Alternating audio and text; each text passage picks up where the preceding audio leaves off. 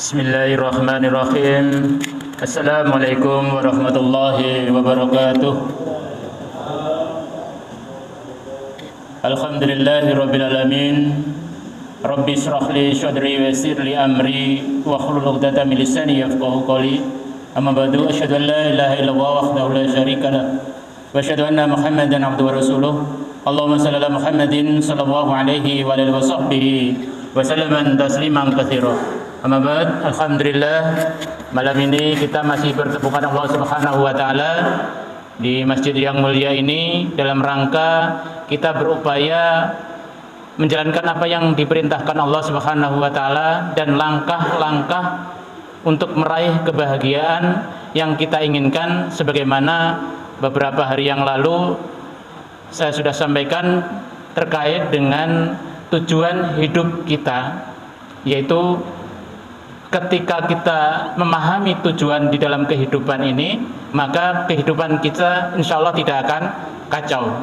Karena diibaratkan sebuah perjalanan, ya, kita sering mendengar perjalanan hidup seseorang. Jadi hidup ini diibaratkan sebuah perjalanan. Kadang ada tikungan, kadang ada lubang, ya, kadang ada nanjak, kadang ada turun dan sebagainya. Ya, ada up, ada down. Ya, jadi di sini penting bagi kita untuk memahami. Setelah memahami tujuan, ini sangat-sangat penting tujuannya, ya, sarana yang tepat sehingga perjalanan hidup kita itu nikmat. Sebagaimana, ya, ketika kita menginginkan kebahagiaan, ya, dunia dan akhirat, ya, ketika kita sudah jelas tujuannya, maka sarana apa yang saya gunakan untuk meraih itu, ya. Diibaratkan kalau kita itu pengen rezeki yang banyak, usaha apa ya yang saya lakukan untuk meraih itu, kan itu. Jadi ketika kita ingin, ya, meraih sesuatu, maka kita harus ada sarananya. Ibarat perjalanan, kalau kita mau ke Kolaka misalnya, tujuan kita sudah jelas, ya, maka sarana apa yang tepat dan nyaman. Kita telah memilih Islam sebagai sarana untuk meraih kebahagiaan dunia dan akhirat, dan insya Allah pilihan yang sangat-sangat tepat, ya, karena Islam mengatur seluruh aspek kehidupan dari hal kecil sampai yang besar, ya. Dari masuk kamar mandi, ya, di dalam Islam itu diatur, ya, dan itu untuk kebaikan diri kita, ya, untuk keselamatan diri kita. Kita sering mungkin mendengar ada orang meninggal di kamar mandi gitu, Pak, ya, karena apa? Serangan jantung gitu. Ternyata apa sih manfaatnya gitu? Ketika kita mendahulukan kaki kiri ketika masuk kamar mandi itu identik hawa yang dingin. Kaki kanan itu ada saraf yang berhubungan langsung dengan jantung, sehingga dinginnya langsung itu kaget jantung. Ya, ini salah satu penelitian itu 1400 tahun yang lalu baginda Rasulullah SAW itu nggak pernah meneliti, ini perintah Allah, cuman gitu dilakukan. Jadi semua perintah Allah Subhanahu wa taala itu ada manfaatnya. Begitu juga ketika kita diperintahkan untuk kalau minum, ya, itu sambil duduk misalnya. Itu ternyata itu sangat baik bagi ginjal kita, menjaga ginjal. Ketika kita duduk sambil minum, itu tersaring, ya, air yang masuk itu tersaring, sehingga kalau ada zat kapur itu tidak menjadi biangnya batu ginjal. Jadi ini manfaat-manfaat dunia ketika kita taat perintah Allah. Untuk apa? Agar kita itu bahagia, ya, enggak sakit, ya. Begitu juga kita itu diperintahkan untuk makan makanan yang halalan, thayyiban, itu, ya, itu untuk kebahagiaan kita. Ya, kenapa sih orang itu enggak bahagia? Makanya ketika orang itu tidak mau taat, otomatis dia tidak akan bisa meraih yang namanya kebahagiaan gitu. Jadi bahagia itu sudah tepat, Ibu sekalian, kalau sarananya adalah Islam. Kenapa? Semua aturan itu ada di dalam Islam. Masuk kamar mandi ada, ngatur negara ada, ya. Semuanya ada di dalam Islam. Ya, contohnya kalau kita saat ini, ya, masuk kamar mandi itu hal kecil. Ada hal yang besar, mengatur negara misalnya, itu juga ada di dalam Islam. Baginda Rasulullah SAW itu bukan hanya sekedar nabi, beliau itu juga seorang kepala negara, bagaimana mengatur negara, ya. Jadi Islam itu mengatur hal kecil sampai hal yang besar. Ini yang kita umat Islam tidak tahu, sehingga mengabaikan aturan yang ditunjukkan oleh baginda Rasulullah dan memilih aturan buatan manusia ini. Ya, KUHP kita ini, Bapak Ibu sekalian, ya, KUHP kita yang diterapkan hari ini itu masih warisan Belanda, ya, masih warisan Belanda ini. Ini fakta, boleh ditanyakan sarjana hukum dimanapun, ya, bahwa KUHP kita itu warisan Belanda, yang dimana salah satu hukumnya itu zina itu boleh selama suka sama suka. Ini kan rusak, bertentangan dengan Islam, ya. Ini bertentangan dengan apa yang di dalam Al-Quran. Al-Quran itu wala taqrabuz zina, mendekati saja nggak boleh gitu ya. Ya, jadi kita ini mayoritas Muslim tapi tidak mau aturan-aturan Al-Quran. Ini yang jadi masalah sesungguhnya di situ. Kenapa sih saat ini kita tidak bahagia? Ya, kita tidak tenang. Kalau Bapak Ibu sekalian, anak gadis kita keluar ya, seperti itu, keluar malam itu, saya yakin was-was. Ya, ya. Di Iran Bapak Ibu sekalian, di Iran itu salah satu ya cukup ketat di sana hukumannya.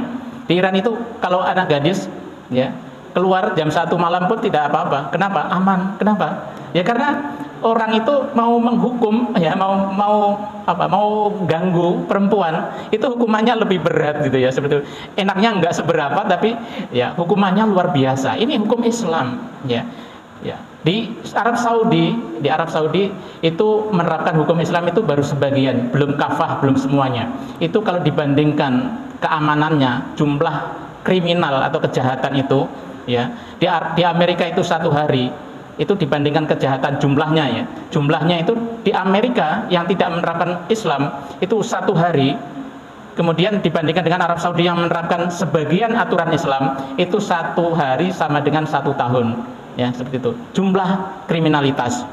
Di Aceh Bapak Ibu sekalian, sebelum diterapkan aturan Islam ya, sebagian aturan Islam itu turun drastis. Yang tadinya diibaratkan kejahatan itu jumlahnya 100 setiap harinya, langsung turun tinggal 20 kriminal atau kejahatan. Ini ya, kejahatan sampai akhir zaman ada gitu. Karena neraka itu disiapkan ya memang untuk orang-orang yang memilih berbuat jahat, sudah ada aturannya. Ya sama dengan di perjalanan kita kan menemui lampu merah gitu. Ada lampu merah, ada aturan. Tapi ada saja orang-orang yang melanggar lampu merah itu ada saja gitu.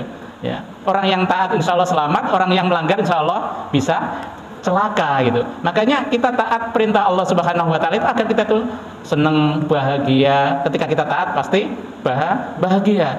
Kenapa? Apapun yang menimpa diri kita itu pasti menyenangkan gitu. Menyenangkan. Kenapa? Ya, kalau kita itu misalnya ditimpa sakit, ya selain menghapus dosa, coba kita berhitung kira-kira berapa hari saya sakit, berapa hari saya sehat. Dalam 1 tahun ini kita sakit berapa hari sih? Gitu.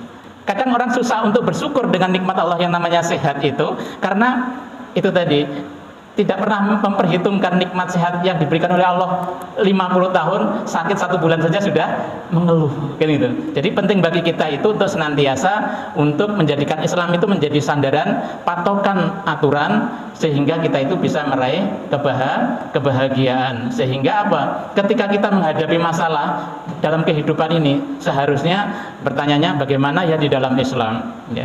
Itu. Nah, banyak saudara-saudara kita ketika saat ini ya, kita bisa saksikan bagaimana ya, kalau orang-orang mendapatkan 600.000 1 bulan saja sudah senang luar biasa. Apalagi kalau tambang-tambang kita itu sebagaimana yang disampaikan Pak Abraham Samad itu di Google ya. Tuh. Seandainya tambang-tambang kita itu dikelola yang benar itu sesuai aturan Islam ya, itu setiap jiwa itu bisa mendapatkan 20 juta rupiah gitu ya. Seperti itu, luar biasa. Kita apalagi Sulawesi Tenggara luar biasa. Nikel itu adalah kekayaan yang luar biasa, yang ke depan itu bahan untuk baterai mobil mewah. Ke depan itu pasarannya luar biasa, maka salah satu bahan utamanya adalah nikel ya. Ini kekayaan luar biasa, tapi ketika tidak dikelola sesuai aturan Allah ya belum bisa dinikmati oleh sebagian masyarakat kita. Makanya penting bagi kita, ayo kita berusaha memperjuangkan bagaimana sih aturan Islam bisa diterapkan, sehingga kita bisa, Islam itu betul-betul memberikan rahmat, kesejahteraan bagi seluruh alam. Wa ma arsalnaka illa rahmatan lil alamin, dan tidaklah utus engkau Muhammad ya, melainkan untuk memberikan rahmat atau kebaikan bagi seluruh alam. Seluruh alam semesta ini isinya bukan orang Islam, enggak.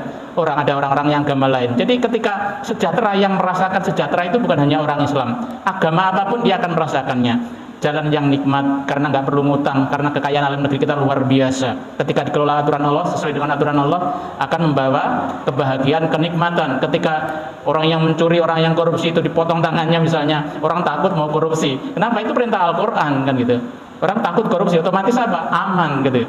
Ya, harta pajak kita nggak dikorupsi lagi. Kenapa orang mau korupsi? Takut kan gitu. Maka penting aturan Islam kita jadikan solusi. Kalau kita memperjuangkan tokoh, bisa jadi kita dikhianati. Tapi kalau kita memperjuangkan Islam, insya Allah ya Allah tidak akan pernah berkhianat gitu. Kenapa? Allah pasti membalas sedikit ya sekecil apapun yang kita lakukan untuk memperbaiki bangsa yang kita cintai ini.